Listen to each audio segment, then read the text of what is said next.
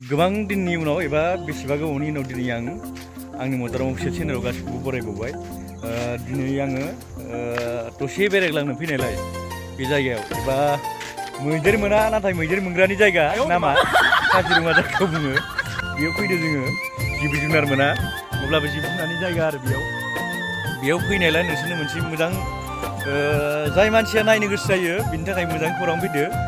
जाय जायगायाव जों मिथिगौ आरएन फिल्म रबि नार्जारिनि बानायनाय थैसाम 2 सिगां थैसाम 1 थ' बानायखांबायनो धेमाजि डिस्ट्रिक्टनि सिङाव थानाय सिमोन आनसलिकनि आरो सिङाव थानाय जाय जोङो सम्फं तिनालि बुङो बेयाव लोखि फुजानि साननैसो सिगां एबा नैबे बे मासनिनो अक्ट'बरनि 14 तारिख 14 अक्ट'बर कालार खालि थैसाम 2 फिल्म देखायनो लादो।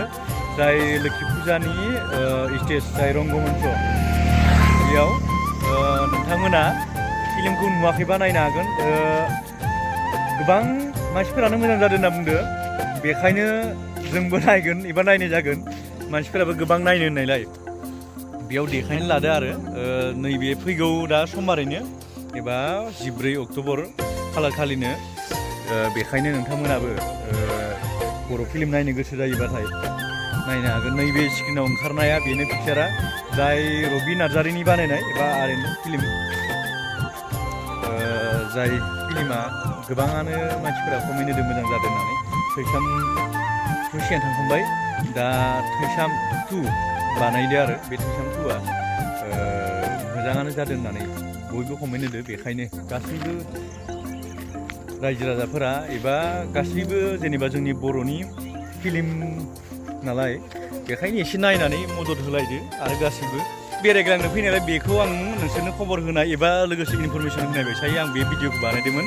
आरो लोगोसे नोंसोरो गोबाङानो जोंनि रायजोफोरा गोबां गोबाव जाबाय जोंनि जायगायाव एबा बर' फिल्म फैयाबो आरो नुयैयाबो बिराद गोबाव जाबाय। बेखायनो गासैबो लोगो नांनानै मोनसे हेफाजाब होनाय बायसायै जोंनि बर'नि फिल्म नालाय एसे नायनानै जाहाथे बै फिल्म बानायग्राखौबो एसे हेफाजाब होनाय बायसायै बेखौ नायफैयो। लोगोसे नाया मानो बेयाव मोजां समायना सिनारि नोंथांमोना नुखादो जानांगौ। दा इयाव बे काजिरङा जायगानि नामा खिन्थु